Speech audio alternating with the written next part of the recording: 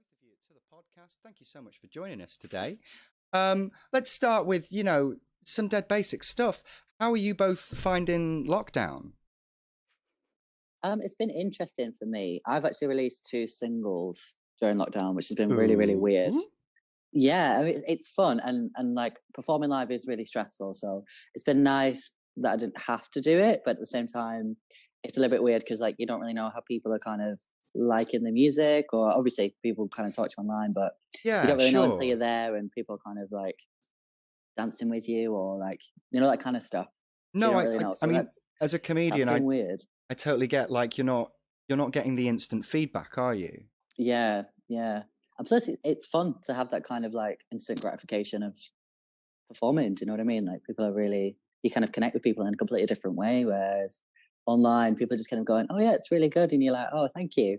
Whereas if you do it live and you're all kind of in that moment together, there's something else that you kind of got. Yeah, it's been weird in that respect. Yeah. But it's it's kept me busy. Yes. You live above a pub as well, Alfie. Yeah, so my partner, her sister, basically runs a pub, and we moved in just before lockdown, so we're all kind of together. Because it's massive as well. It's huge. There's like loads and loads of rooms. Like it's insane. But yeah, obviously they opened the weekend just gone. Yeah.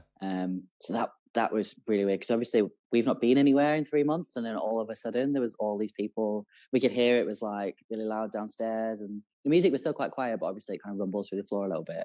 So that it was like, what is happening? Like, God, yeah, it was really weird. Did anybody like? I've heard there's been a lot of people weeing up walls. I've heard that's been an issue. Oh yeah, I mean, you're gonna get that, aren't you? Like, I didn't see it personally, but although one time we did see on the CCTV, like you see that all the time, but one time we did see on the CCTV that someone was having sex on like the steps that come in, like actually just having sex there. Wow, classic. Yeah. What about you, Paisley? Are you based in Leeds at the moment?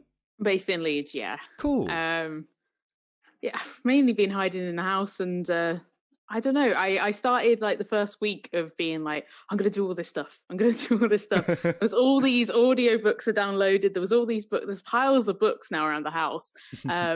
I tidied the house. I sorted everything out. And then the next week, it go back to how it was. And now there's just this daunting pile of books and audiobooks sort of waiting to be listened and read to, that I'm just like, oh, I get around to that. But I was so enthusiastic to start. I did the same thing as well. I was like, by the end of this, I'm going to be like fluent in German. I'm going to be like, be able to play bass really well. And none of those things happened. So. Well, I mean, I think it's important for us to not get too disheartened if, as you said, you haven't quite learnt German yet.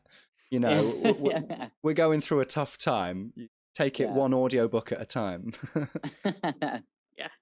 And then just playing games in the end, like actually just playing some video games, getting kind of, and relaxing maybe a bit more than I would. But then I've also surprisingly like done some stuff. Like I've done one online performance, which is very different, as we spoke about, and sort of I'm still learning that. It's kind of a very new format and a new kind of situation, but sort of building that up, but then doing other stuff. So I've been working with Bradford Fringe to do some events and things like that, and I've been adapting plays for radio for Bradford Community Broadcast Station and stuff like that. So I surprisingly done a lot in a very short space of time. But then there's a lot of stuff that's coming up as well, and I always say yes, and I'm trying to not do that too much, because again, it's going to be the books. It's just going to be lots of books again. It's just lots of things piling up.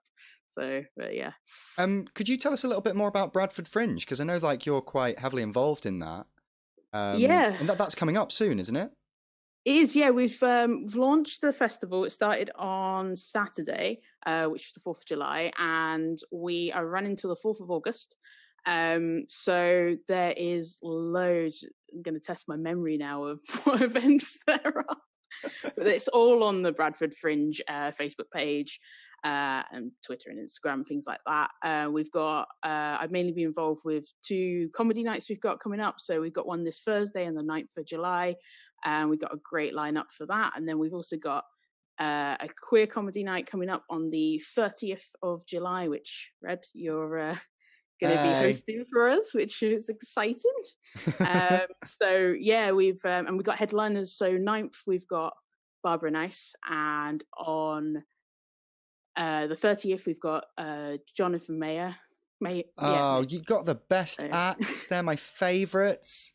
Now, we had some trans marches and protests in recent weeks. I know I went. Did either of you go to either of these marches?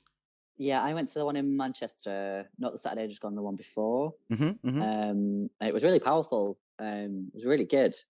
It was really, everybody did social distance, but it was really strange to be around that many people, kind of like when you hadn't been anywhere near anyone in so long. But I thought it was really important to go, so I chose to go.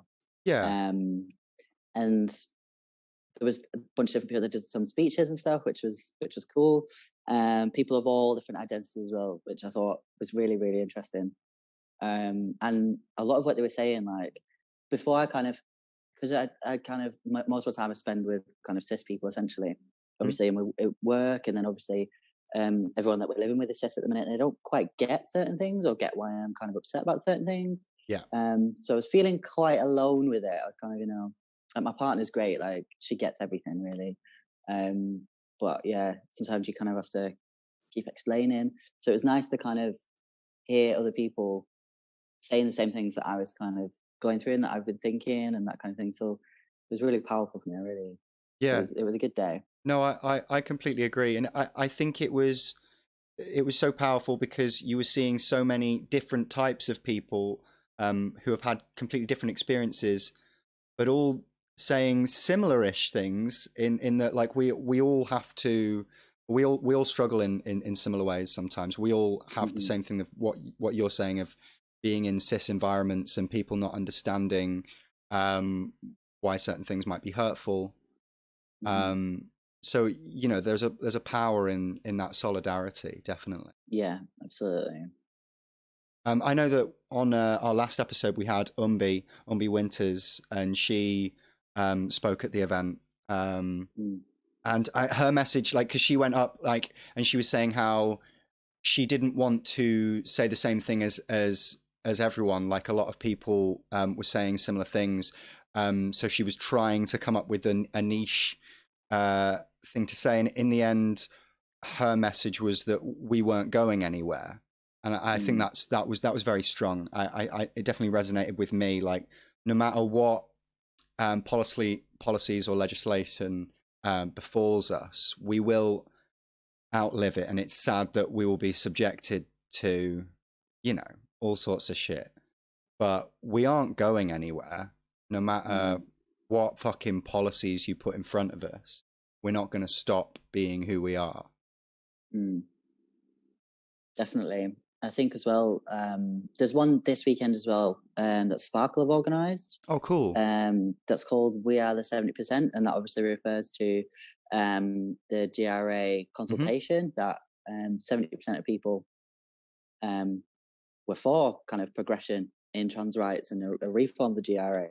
And obviously the Tory government have said, no, we're going to ignore that because it's trans people who filled it in, and of course they're not allowed a voice. It's so odd, isn't it?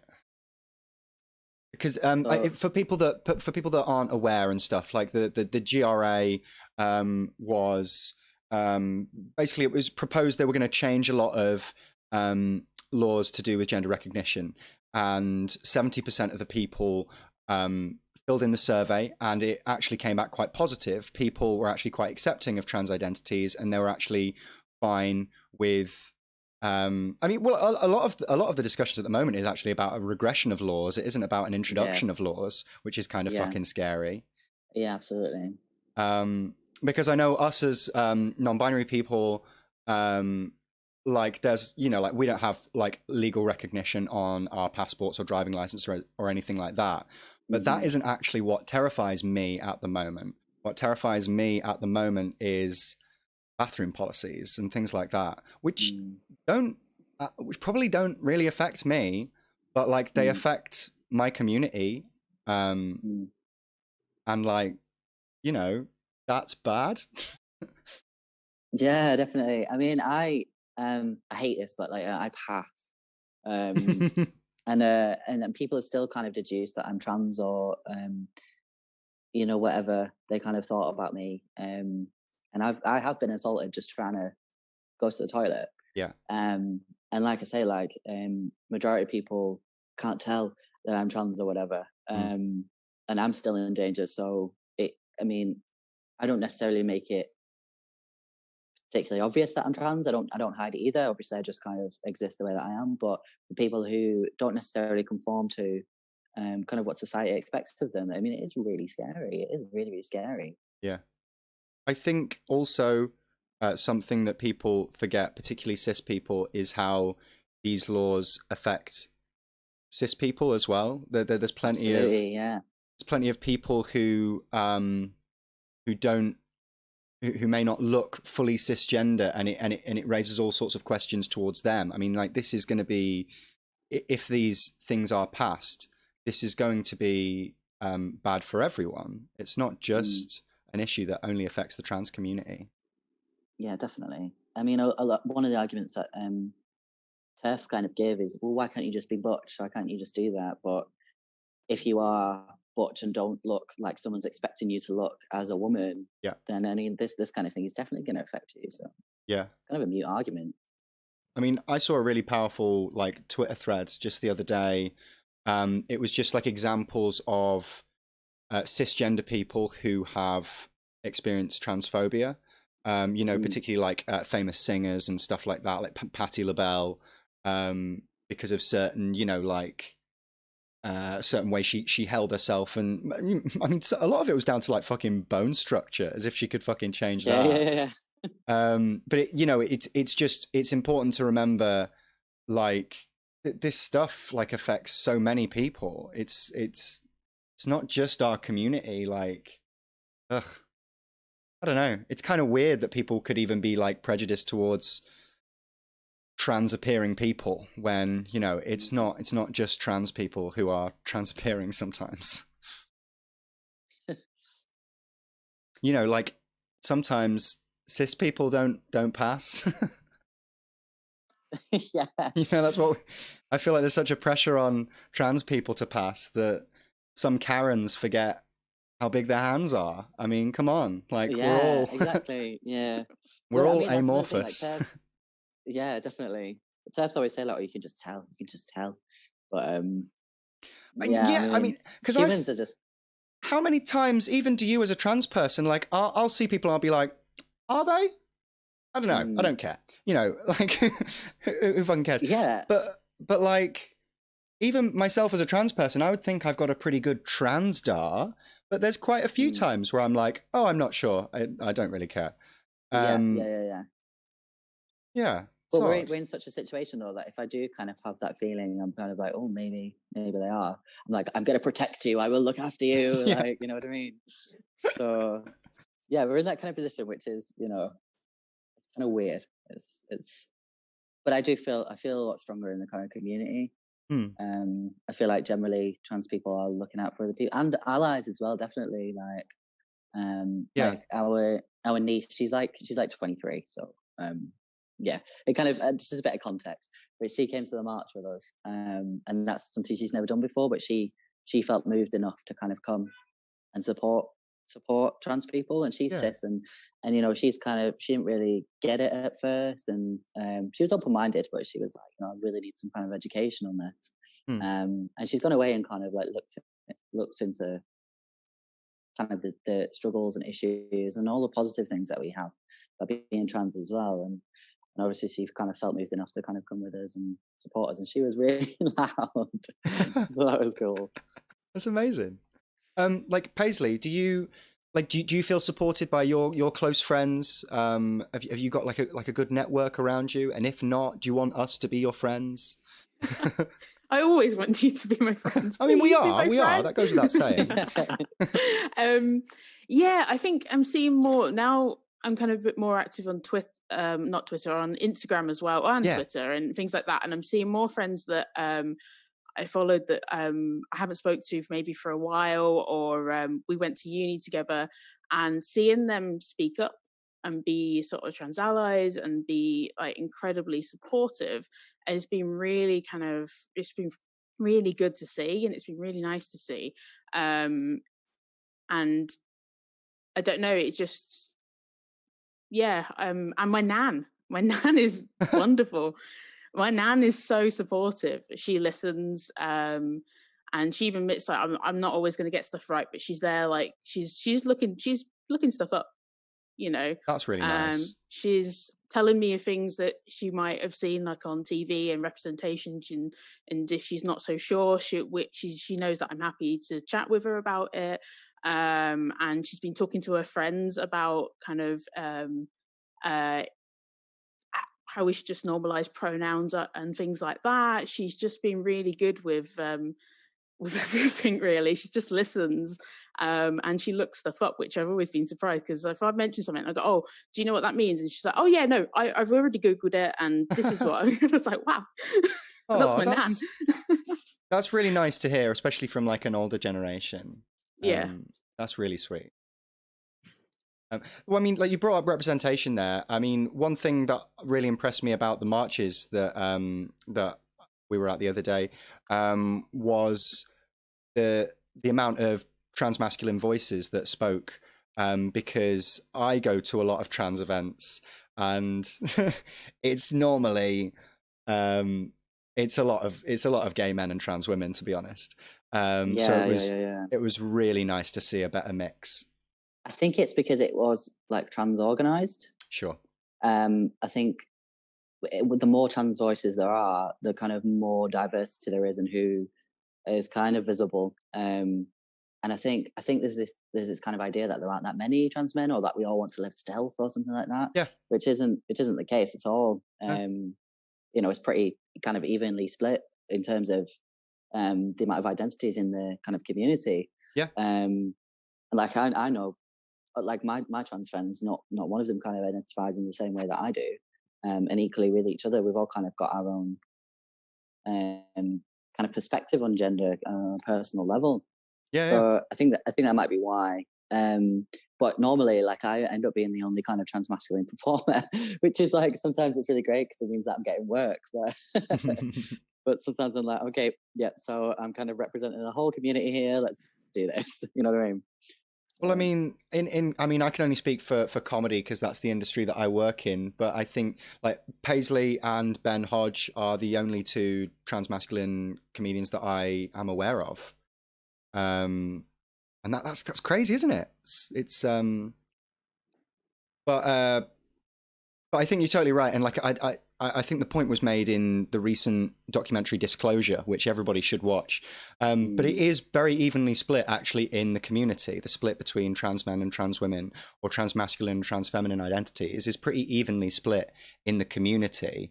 It's only in sort of, I mean, I was about to say media representation, but it's not just media, is it? Because I've been to live performances where there's a lack of transmasculine involvement. I think sometimes people just kind of don't want to do the work either. So a lot of the time people say, I kind of want to do this transmasculine event, and they're like, so can you bring some of your friends? And I'm like, well, this might be news to you, but seeing as I'm the only transmasculine performer that you ever invite to anything, I don't know that many others. So I like I don't know if you have both found this, but sometimes when a promoter approaches you and they're booking something like Dead Niche, or they see you as a particularly niche performer, the onus seems to fall upon you to fucking book it. And you're like, yeah, definitely. No, that's your fucking job. I find as well a lot of the time that people, like, they're kind of not expecting me to ask to be paid, and I'm kind of like, like what? Like, you're not doing me a favor. Like, this is my job. Like, Yeah. you know what I mean? But they kind of feel like, oh, I'm a really good person because I'm putting a trans masculine person on. And I'm like, yeah, okay. You know, I'm actually really good at what I do as well. So I'd like to be paid, please. Yeah, totally. Yeah. Now, I mean, going back to documentary Disclosure, because I watched that recently, and I do think it's fascinating, and I am trying to implore everybody I possibly can to watch it because I think it's important. I wasn't aware of how problematic portrayals of transmasculine people had been. To be honest, I hadn't really seen many portrayals. Like I hadn't watched the L Word, and I don't know. Like the level of misinformation out there is astonishing. I mean, were you affected by these images growing up? I feel like I'll let you go, Paisley, because I've said You quite sure? a lot. Yeah, go. I was going to say, growing up, I don't think I saw much or recognized much in that. I know there was a storyline in Hollyoaks of all things, and it was just on in the house, and that's the first time I think I came across something that I kind of went, oh, wait a minute. I think it was a transmasc character, but it also spoke about sexuality, but it was gender and sexuality. They weren't combining it. It was two kind of things and part of the storyline. And then, because for me, I didn't know things. I was told that you're a tomboy. That's what I was told. I was told you're a lesbian. And I was like, I don't know. Are these words? These are just words that people have told me that I am. Mm-hmm. And I just thought the two things together. I had that misconception about these things. And then the more, so that was the kind of first, well, I'm hearing words that I've not heard before that maybe, or a story that kind of sounds, I mean, it's probably a terrible storyline. I don't know. It's Hollyoaks. I've not gone back and watched it. Just remember that kind of memory of it. And it's on in the background kind of thing. And that's kind of when I went, oh, this is starting to make maybe a little more sense. I'm not sure. And then noticing things and having, again, it's kind of affected me because it's like, oh, if I start taking hormones, start taking tea, am I going to be angry? Am I never going to be able to cry? Is this going to happen? Is that going to happen? And I just thought it's just this one thing. I'm going to be a different person. I'm going to, do I want to go down this kind of path? Not understanding really what I was feeling at the time as well. And I can't really remember any other representation on sort of TV or film, even though I watched loads and loads of films. Films were a big thing for me growing up. But I never saw those characters for me. And then now I'm seeing more, but I don't know if I'm seeing more because I'm seeking those out or if I'm seeing more, there's more. I mean, there is some better representation now. There is some more things. I mean, I've watched Disclosure this morning. So Brilliant. Well, most of it, I've got sort of 20 minutes left. So, but seeing all those things that maybe there were films that I did see and I just missed those aspects of them. But yeah, this is where I go where I forgot my point. But yeah, so I think there was some sort of, but yeah, no, that was it. I'm maybe seeking more things out, and I'm going to things like, say, Leeds Queer Film Festival or Trans Pride, and they've got films on. So there's some really good short films out there that are great. I think there was one, I actually wrote it down because it was called Something to Cry About, and it was a short film with 3 transmasc people, and they were there watching a film that makes them cry, and then they were there talking about just things around those emotions, and I cried so much. But it was a beautiful short film, and I saw that because I went to Trans Pride. You know, I looked out for these things, so there is more things, but I do wonder if I'm looking more as well at the same time. Sure. But yeah, I remember the story in Hollyoaks as well. I think that was the first time that I kind of saw trans masculine character. But at the time, I still didn't really figure it out. I think because it wasn't really who I was. So it took me quite a while to kind of figure out that I was trans. It wasn't until I watched My Transsexual Summer, which I know is entirely problematic. But I was like, oh, so you can take testosterone and you can blah, blah, blah, you know what I mean? So I was like, okay, that's kind of what I need. But then it still took me quite a few years to kind of figure out that I'm not a man, and that I don't have to be like really masculine, and that's not really who I am. And I'm still kind of, you know, like a huge Goslow fan. I love Eurovision and stuff, but I'm not like a gay man and that kind of stuff, you know, all that kind of stuff that was kind of expected of me. Yeah. So it's not really until kind of like now, which is kind of like, I've been taking testosterone for about 6 years now. So it's quite a way down the road that I'm kind of thinking, yeah, I'm not really a man. I'm definitely not a woman. I'm just kind of, I'd say that I'm masculine leaning, but only the way that I look, that kind of thing, you know. So it's kind of like the kind of lack of transmasculine representation really didn't give me the language to kind of describe to myself who I am. Sure. But I remember when I was really, really small, I really liked Mulan. But I feel like that's all transmasculine people like, just love Mulan. Yeah. Like, so obviously you're like, yeah, just really identify with it.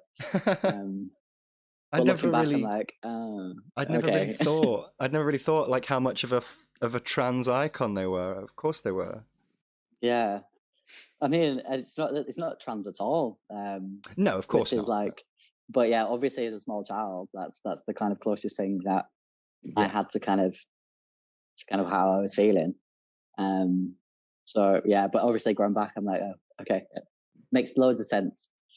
Are there any examples of transmasculine representation in media where you've kind of like felt included, where you've kind of like felt reflected ever? Like truthfully. I think there's not really. There's never been a time where I've kind of been like, that's actually really accurate. That's made me feel quite emotional. That's made me kind of feel kind of in the mainstream anyway. I think it's just often more of a relief when it's not done with kind of like a bad light, or it's not like ridiculous. Like, so like you mentioned the L word and they mentioned it in Disclosure as well, how it's called Max, the character is like starts taking testosterone and is like really aggressive, which is just like not realistic at all. No. Like if anything, I'm way more calm these days than I ever was before. So it's kind of like I never really see something that I can identify with, but I'm definitely it's kind of like a good I don't really know how to say it. Like I'm always a little bit scared that it's going to be done wrong. Sure. I'm always kind of like, here we go, like what's going to happen? And then if it's done where I'm kind of like, okay, that's not great, but it's not damaging, so we'll kind of go with that. That's okay. That's kind of all I've ever seen in the positive. Yeah. I agree as well. And your point with the like for me, with the more that I'm accepting and understanding myself, the more so I mean, I would say that I'm sort of mass presenting that kind of thing, but I'm non-binary, and it's sort of understanding that a bit more. But then I'm becoming more comfortable with things that I would never touch when I was younger, because I was like, oh, I can't wear makeup. It's not me. It's not this. But there are things now that I'm like, no, that's nothing to do with gender. That's nothing to do with kind of these kind of things. And what I want and what I'm interested in is I should be able to use and be involved with and be interested in. And I think I spent a lot of my youth not understanding who I am, and then also like getting a bit confused with what I can and can't do, like these kind of weird rules. I think that might come from bad representation as well of things that I'm seeing, and also like that those kind of things, as I said about like taking hormones, it's not put me off, but it's just put that delay because it's just misinformation. But then now seeing, I mean, something that's, there's been some nice moments I can't think of any maybe off the top of my head, but in films or things that I've watched with trans characters where it's just been nice. It's just been nice to see. And I'm hoping like a more trans youth will be able to kind of see you know, these characters and better representation, and actually understand more about themselves, you know, then rather than later on, and having this kind of journey that of confusion and being told things that you're not, and people assuming that they're helping you, but again, not, you know, as I was saying about like being called a tomboy and things like that, it wasn't me. If that makes sense. Yeah. I think Pose has done like great work in terms of trans representation, but again, it lacks transmasculine voices. I mean, do you hope that they will be included in the next season? I mean, I know there were trans men around during that ball scene. Yeah, I think when people think about trans women and trans men, it's kind of like trans women are kind of glamorous and fabulous and all this kind of stuff, and trans men are like truckers and like, you know, we drink beer, and none of that is true. Like you were saying about makeup as well, Paisley, like that's something that I'm kind of interested in kind of a performance kind of way now. Yeah. You know, that's something that I kind of want to look at, and kind of look at different ways that I can present HUSK as a kind of package, and also as kind of representation, because that's part of my kind of femininity as well, which is still 100% in there. It's still there. It's just, you know, I just so happen to be a little bit hairier and have a lower voice these days, but nothing else has changed really. So I think maybe I feel like it's part of the kind of transmasculine performers that are around that have the kind of avenues to do that, to kind of show people that transmasculine people are also very fabulous and can be entertaining in a similar kind of space that trans women can. Yeah, no, totally. You know, it's one of the reasons I used to be such a huge fan of RuPaul's Drag Race, but I just can't really watch it anymore. I watched a recent episode because I was asked to do a live stream, like reviewing it. But that's the first episode I'd seen in about 3 seasons, because I refuse to believe that is an accurate representation of what drag is.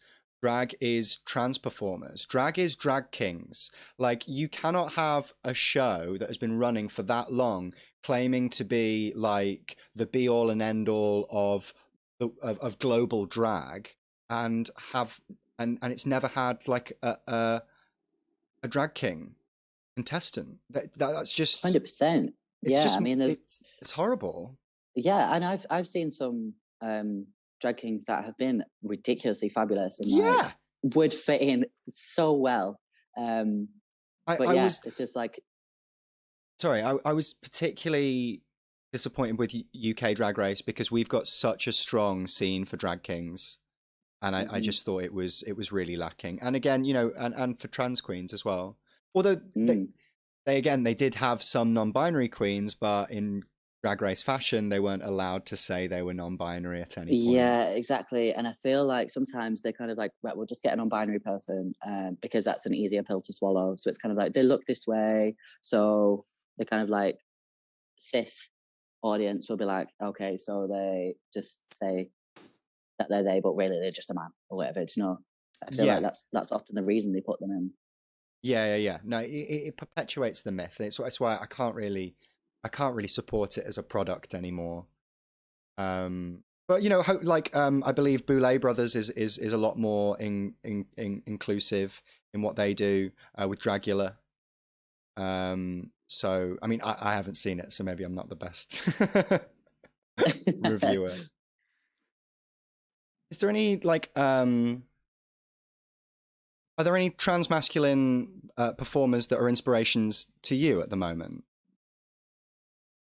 I think there's like different bits of different performers, but most of the time I'm kind of influenced more by cis women or kind of trans femme people. I kind of want to bring that into my performance. I kind of feel like my masculinity is kind of really obvious. So I'm more influenced by kind of femme side of things to kind of bring that into what I do. Yeah, I mean, like I've always, I think, again, like, you know, I'm a non-binary person and I'm slowly getting round to the acceptance of like, you don't have to do boy things or girl things. You can just do like you things because you're kind of like a bit more in the middle. Yeah. Takes a lot to get there. Like I really struggle to accept that part of me sometimes. Oh yeah, definitely. And I think rather than being influenced by other trans masculine performers, I am just inspired by them. Sure. So it's not necessarily I kind of want to like, you know, take on things that they're doing. It's just I kind of want to be there like, yeah, let's do it. You know what I mean? It tends to be as well that like trans masculine performers that I do see tend to be kind of like teens or early 20s. So I kind of feel a bit protective in that sense because it's kind of like, you know, often they ask questions about like transitioning or kind of like my experience kind of navigating the world of performing.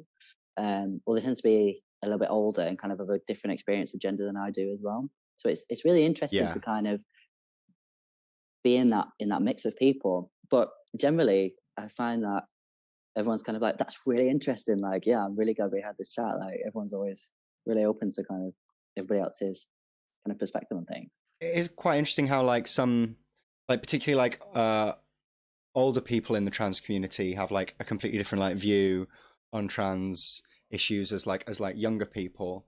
And I know every now and then like you'll see like really disappointing things from like old trans icons just being like, oh, non-binary people aren't real, and you're like, oh no, we were gonna build a statue of you. Yeah, 100%. Like Book Angel is a good example. It's just a bit of a lunatic now, and it's so sad because I think their life experience is so valuable. Like they're a dick, but yeah, it's just really sad because I think that they were trans at a time when it really, really was unprecedented, and I think that their experience is so valuable. But but perhaps that's part of the reason, though. So it's kind of like I've spoken to Kate O'Donnell, sure, and she said basically when she came out, she got told by professionals to change her name and move to a different part of the country and just cut off ties with anything that was in her life. And that was from professionals. So I mean, perhaps that's part of the reason it was kind of very important to blend in or make it something you're making a real effort to be a man, or you're trying to be a woman, you know, rather than I think these days, like you're saying, you're allowed to kind of just be a bit more you and a bit more fluid with kind of what you're doing and a little bit. And I think that's the same for cis people as well. It's kind of allowed to flow a little bit more. Yeah. So perhaps that's the reason it's kind of, you know, they might be quite defensive of it because it was quite difficult. Yeah, I mean, it's kind of crazy how much of an emphasis there was on passing. I mean, like, you know, if you haven't seen Pose, I'd highly recommend it. It's just such a great insight into a time I didn't really know much about. But like the idea that these people had to really fight to, you know, I mean, it spoke about so much better in Disclosure, but like, you end up being forced into situations where you're essentially where you're not disclosing who you are, where you're I don't know, where you're not allowed to say that you're a trans person, where you're not authentically allowed to be who you are, and it's crazy that these people had to live those lives. And I think you're right, the residual trauma is there. Yeah, and you know, I really do feel for people in that situation, but I feel like, I mean, even, you know, I'm only 27, but there are still younger people than me who are kind of like, well, this is actually what we're saying now. This is kind of, and I'm like, okay, yeah, let's change, let's adapt to that. So I feel like that's still important, but there's definitely a reason for that. I think kind of problematic behaviour with certain people. Yeah, but then there's people like India Willoughby, who she's very recently kind of come out and transitioned and all that kind of stuff. But she's obviously incredibly problematic.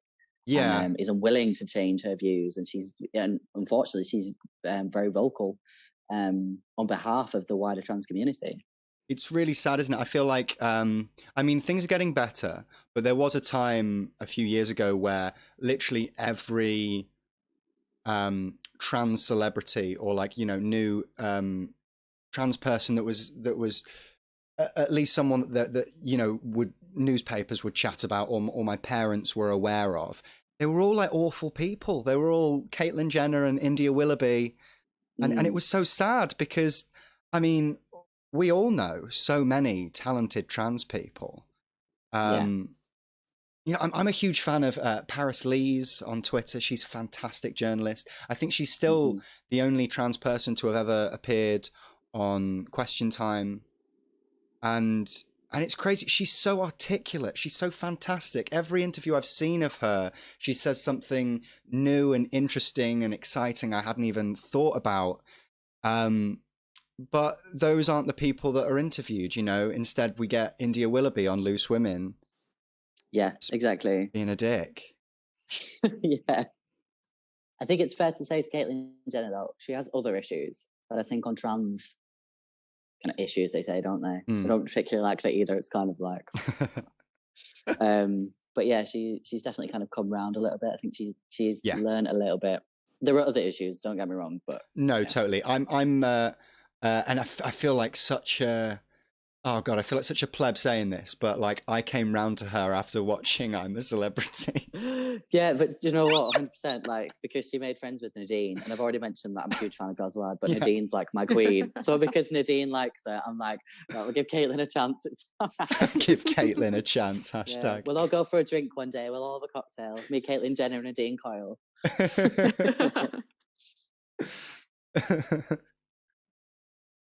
Is there any like particular like transmasculine events or festivals or I mean like anything that really shines a light on transmasculine performers that you'd be able to like plug or mention? You know, I'd like to spotlight as much transmasc stuff as possible. I think there are a few groups, but I think the people that run them are obviously quite busy, so they don't tend to happen that often. Sure. But I think for me, I've done transmasculine exclusive events before, and they've always felt a bit strange. Like I think I've been to kind of exclusively trans feminine events before, and they've always felt a bit strange. I think when we're together, it's definitely more enjoyable to start with, but you feel that strength that we have together. Sure. And I think it kind of goes across the kind of all kind of queer identities, because I kind of feel like everybody experiences some kind of gender variance at some point. I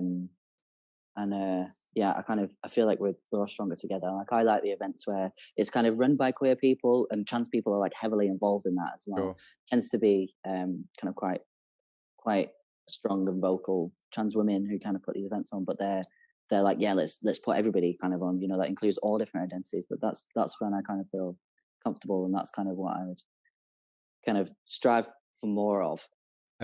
Trans Creative is a really good example of that. I know you mentioned Kate O'Donnell, who runs it earlier. Yeah. If you're not aware of it, definitely like their Facebook page, have a look at what they're doing, because they run some fantastic live festivals featuring trans performers. And as you said, they're really keen on getting all sorts of people involved. I remember they did it was a showcase of trans people of color at their last festival, and it was fantastic, and just not something that would exist organically. They really went out of their way to make it happen.